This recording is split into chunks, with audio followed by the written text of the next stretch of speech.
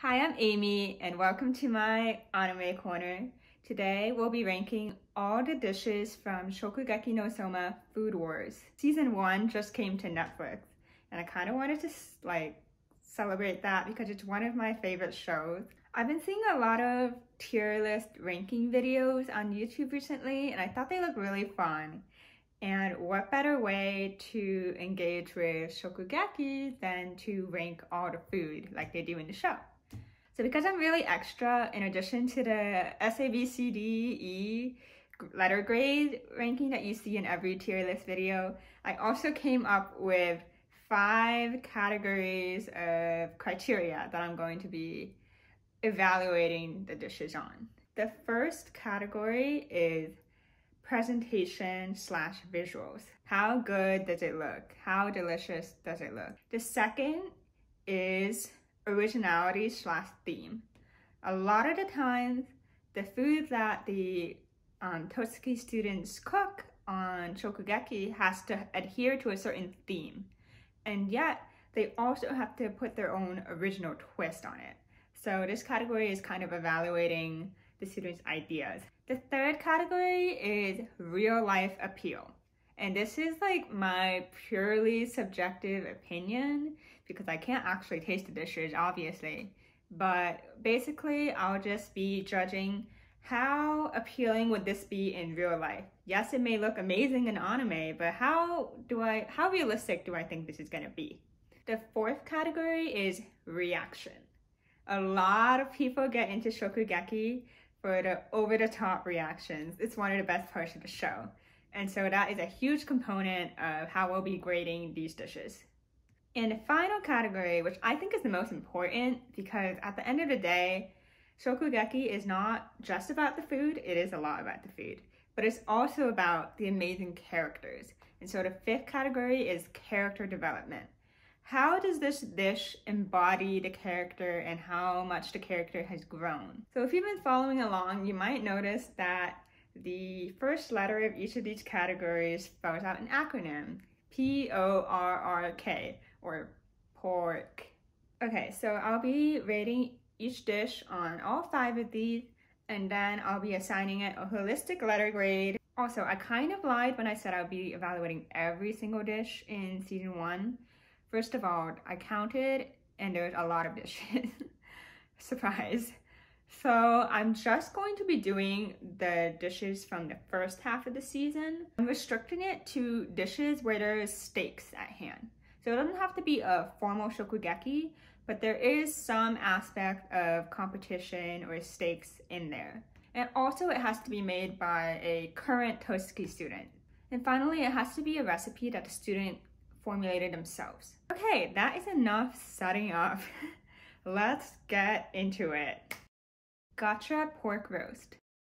The most iconic episode in the show, hands down, the most iconic dish. All right, let's get into it. Presentation. It looks great. It's like glistening, shiny, bacon, what's not to love. But it's a little plain in terms of visual interest because it's just like a round mound. Originality. The crux of this whole dish is that it's so original. It is right out of the gate, it's not anything that you would expect. And it's not like any other dish that we've seen in anime before. Next is real life appeal. So potatoes and bacon is always delicious. But my only concern about this is that he mashes the potatoes and then wraps them in bacon and bakes in the oven. But I'm thinking, when you cut it, wouldn't the mashed potato just all fall apart, even though they have like bacon wrapped around it? It might be a little bit of an odd texture and won't really have the same texture as a pork roast. Reaction. Oh my god, like 1,000 out of 5, because who could ever forget the reaction that this dish got? Just look at it. Yeah. All right, moving on. And then finally, character development. I think this dish really sets the stage for Soma's quick thinking and the fact that his dishes always have like a little trick or unexpected thing associated with them. And so I'm going to give this a 4 out of 5. It really sets the series off on such a great note. So overall, I'm going to give Gacha pork roast an S rating for so iconic. All right, next up, Soma's transforming rice seasoning. This dish is really simple, but such a classic. Like, who doesn't like rice and eggs? So in terms of the visuals, I'm gonna give it 3 out of 5 because like the white and the yellow is really nice together, but it's not anything super special. And in terms of real life appeal, I'm also gonna give it a 4 out of 5 because yeah, I would eat that any day. Originality.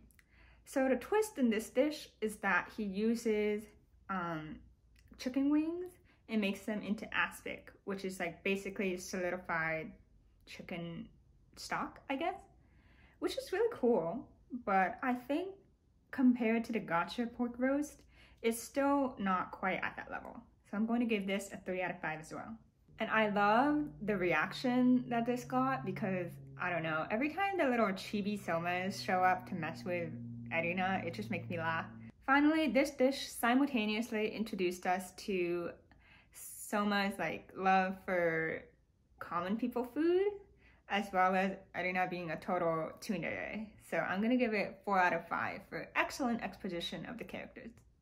Overall, I think the transforming egg seasoning rice gets a B rating for me. Next up is the Mackerel Burger that Soma made in order to get into Polar Star. I'm gonna be honest, I thought this looked kind of ugly and I really would never reach for it. Like, why would I have a Mackerel Burger if I could have a real burger or even a Beyond Burger? So for presentation and real life appeal, I'm giving it a 1 out of 5. Sorry. This dish is kind of like Gacha pork roast light because we see again the whole meat without meat and the whole Soma using his groceries. And for that reason, for originality and for character development, I can't give it as high points. And as far as the reaction, I really love this one because it's a bit different than the others that we usually see. We see young Fumio connecting with her youth and rush of young love. So yeah, Mackerel Burger gets a C from me. It's, again, just like Gacha pork roast light. Continuing the mackerel theme of Polar Star, we now see Ishiki's Spanish mackerel spring dish. I think this dish overall was a little uninspiring to me. Like, I know that it's Ishiki and the Elite 10's introduction, but I wasn't super impressed by it. It just lacks that wow factor. Everything gets a 2 out of 5 from me. And in fact, I'll even give the reaction a 1 out of 5 because there wasn't really a reaction. It was just like sakura petals. So I'm sorry that this is kind of harsh to give it a D, but something needs to be at the bottom of the ranking or else it doesn't really mean anything. Moving on to Soma's answer to Ishiki's Spanish mackerel challenge, his ochazuke. I think this one is actually a small step up from Ishiki's for me. You do see some character development in how Soma learned the broiling method from his dad. And that gives us clues into how his dad has a rich past in cooking around the world. My concern is that like it might not taste as good as it sounds because you just have rice submerged in tea. So I feel like the rice would get really mushy. And also you have fish that's supposed to be crispy inside the mushy tea rice. So I'm not really sure how that would work in real life. I did like the reaction a little bit better than the last one because, I mean, just watch Ishiki. So yeah, overall, I think it's basically a 2 out of 5 dish across the board with a couple extra points in originality and character development. And because Soma's dish was just a little step up, I'm going to give it a C instead of a D. Next, we get into our first ever Shokugeki, Nikumi versus Soma. And Nikumi for this, she cooked a beautiful rose-shaped beef roti don. So presentation gets a 5 out of 5 for me because it's so beautiful. The rose, the color of the meat, it's the first dish that really wowed me in this factor. However, the rest of the dish falls a little flat. And that kind of reflects where she was as a chef, because she was so focused on high quality inaccessibility of her ingredients as a substitute for thoughtful cooking. And so she didn't really consider the theme of donburi at all. She just did what she was good at and made the theme bend to it. And she didn't properly balance her dish. So the meat was super fatty and heavy, and so was the rice with all the garlic and butter. So it would probably be not super pleasant to eat in real life. Or you at least would enjoy the first few bites but couldn't finish it. And finally, like, you can see that because the judges don't have any orgasmic animated flashbacks. Like, that's, if no one's getting naked, your dish is just not up to snuff. I'm sorry, that's the way it works. So unfortunately, I'm gonna have to give this don a D. Next, we have Soma's interpretation of the donburi challenge. And this is a much stronger dish. I think the only weak point, honestly, is the presentation, because I love onions as much as the next person, but I don't need like a Mount Fuji of onions on my donburi. But I think on every other category, it's just like solid. So he was really creative here. He had to work with the limited resources that he had. So he took a cheap $7 cut of meat and elevated it by using that tenderizing trick that he's used before with onions. And he also added pickled plum to the rice to balance out the meat. And so I think it scores really high in originality and also real life appeal. Like, I can definitely see myself ordering this at a restaurant and really enjoying it. And that's reflected in everybody's reaction to his dish, because the judges just scarf it down and ask for seconds. And Megumi has this really touching flashback. I think it's so true that food can really bring back memories of your family members cooking for you, or eating a really special dish on a vacation. And so I love this reaction that Soma's donburi got. So this dish gets an A rating from me. Alright, now we enter one of my favorite arcs in the season, and that is the training camp. And the first challenge that we see is for the students to forage their own ingredients and present something for a Totsuki alumni. Here we get introduced to Takumi Aldini. So he and his brother make duck. So I think this dish looks really nice. It's pretty simple, but you got that nice contrast of color. It's pretty original. They're the only group that doesn't use fish. And yeah, character, I think it introduces the Aldinis pretty well. You know, you get to know the two most important things about them, like they're Italian as fuck, and they're brothers that do everything together with their mezzaluna. So overall, pretty solid. I give it a B. Then Soma and Megumi have to rise to the occasion, and they do so with their kaki no tane, fried fish with vegetables. And I think this one was also really original. They're the only group that has ever fried a fish with an ingredient that no one else would have thought of as being in the bounds of this challenge, which was the instructor's kaki no tane crackers. The dish looks really yummy, and I think like fried fish with dipping sauce would be great in real life. And also the kaki no tane mermaid reaction is just delightfully ridiculous. But I think the only place where this falls flat for me is that it's kind of the same dynamic we saw in the past in Chappelle Sensei's class, where basically Soma comes up with the ideas and then Megumi helps him. But like at the end of the day, it's just Megumi freaking out and Soma saving the day.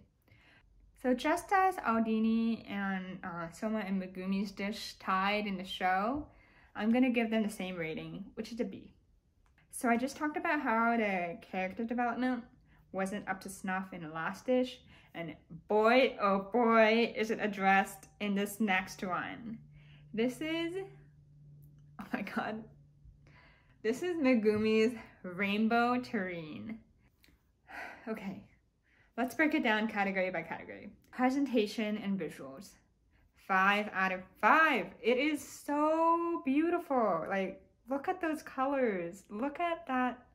Ah, so good. And then originality and theme. Okay, so I know Megumi says she didn't pick a terrine on purpose, but the fact that she made the same dish that Shinomiya unfairly failed her on is just on point. Like, stick it to him. And I love the twist that instead of fresh vegetables like Shinomiya's terrine, it's like ripened and matured vegetables.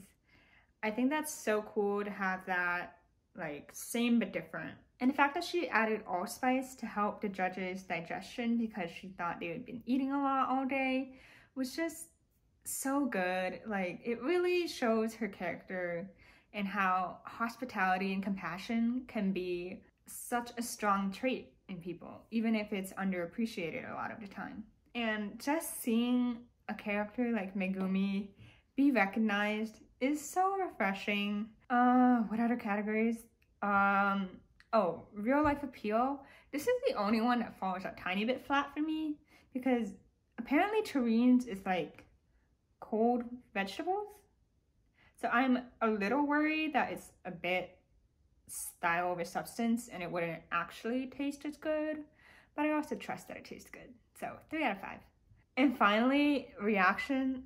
Okay, I love how in this dish, the judges start arguing about what nickname to give her.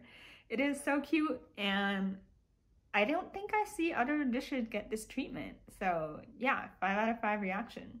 Okay, I'll stop gushing now and give it a well-deserved S rating. Finally, we get to the last event that I'll be covering in this video, and that is the breakfast challenge where they have to sell 200 servings in 2 hours. And the first person's creation that we see is Takumi's Insalata di frittata. Insalata di... Okay, I'll stop. I don't know how I feel about frittata and salad for breakfast. It doesn't look bad, but I don't think I would actually want to eat it.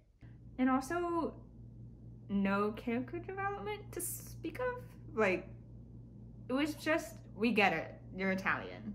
So unfortunately, this dish was a bit underwhelming for me, especially coming off of the incredible work of art that was Megumi's terrine.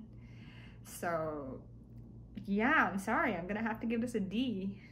Okay, after that little blip, we go back to Megumi, and she has created a quail egg oden. The fact that she uses quail eggs is something that didn't occur to me, because as far as I could tell, everybody else was using chicken eggs. So that gives her originality points. I love that in the reaction, the old guy like turns into a quail egg, like his head, and the other one asks her to marry his grandson or something. And it shows that the show doesn't have to go all out with like cloves exploding to have a really heartfelt reaction. So yeah, Megumi best girl is the conclusion. I'm giving it a B. Next up we see Nikumi's Loco Moco. This is the first we see of Nikumi since the Shokugeki with the don. And it's really cute that we see her making basically a donburi for the breakfast challenge. Like, everything about this is cute, but nothing really stands out, and so unfortunately I also have to give this a D. But Nikumi, Faito, you got this. I still love her. Now we get to see Erina's cooking in depth for the first time. And what she makes is the queen of breakfast, Eggs Benedict. The presentation looks beautiful, but also Eggs Benedict always looks beautiful. But that doesn't mean I'm not a slut for Eggs Benedict. I order it basically every time I go to brunch. So gets real life appeal points for me. I think the reaction animation is nice, and we get to see Erina be all high and mighty as the queen of breakfast. In terms of character development, I think what she made is good, but it doesn't really utilize her god tongue. And also, I don't know, I feel like roe in an Eggs Benedict would maybe be too salty or kind of weirdly fishy. And so it seems odd that Erina with her god tongue would choose it. I'm gonna give this a C overall. Oh boy, we are almost to the end. My voice is also almost to its end. So let's do this. We have Alice's egg 3 ways. The presentation is super plain on purpose. I was blown away. Like, this was so creative, really unexpected, and it was really, really cool to see Alice's gastronomy skills at work with like every single component of her dish uses like a different gastronomy technique to have like a milkshake in an eggshell and asparagus mousse posing as an egg. It was just really shocking. But in terms of the taste, even though I would be intrigued and to definitely try this, I don't know how well like basically salt water and then vegetable mousse and then a caramel milkshake would work for breakfast in real life. And in terms of character, this is just like exposition, but I think Alice's gastronomy is a really cool draw for her character. And also it sets her up as like a formidable opponent coming into the autumn election preliminaries. So overall, I do give this a C, but like Alice is exploding in potential and one of my favorite characters. Last dish, Sohmas Souffle omelet. The presentation, I would say it's like a solid 4 out of 5 when it's not collapsed. Originality and theme, it's very original, but it doesn't fit the theme, I think. Obviously, it's a cool, interesting texture, the souffle, but as we saw, it collapsed and really didn't hold up well in a buffet environment. But I think the real strength of this dish is that for the first time, we see Yukihiro's lack of experience in the gourmet, high-class world be a real setback for him. But we also see him overcoming that through his quick thinking. He puts on a show and manages to sell 200 servings in 30 minutes, which is crazy.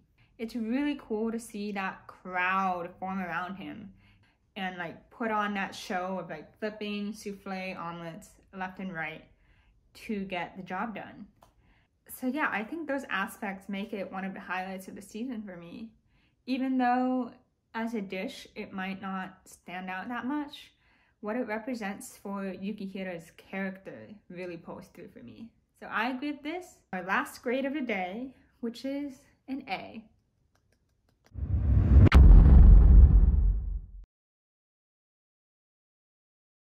Okay, so that was a little bit of a marathon. I hope the video wasn't too long. I love talking about all the dishes. I love food, I love anime, I love the show. And so let me know if you agree, disagree with my rankings. I try to be harsh, but not overly so, because I don't want everything to end up in the A tier, even though realistically, they would all end up there if I were to taste them myself. But yeah, I hope that this was entertaining and let me know if you want a part 2. That's all for now for me. Bye!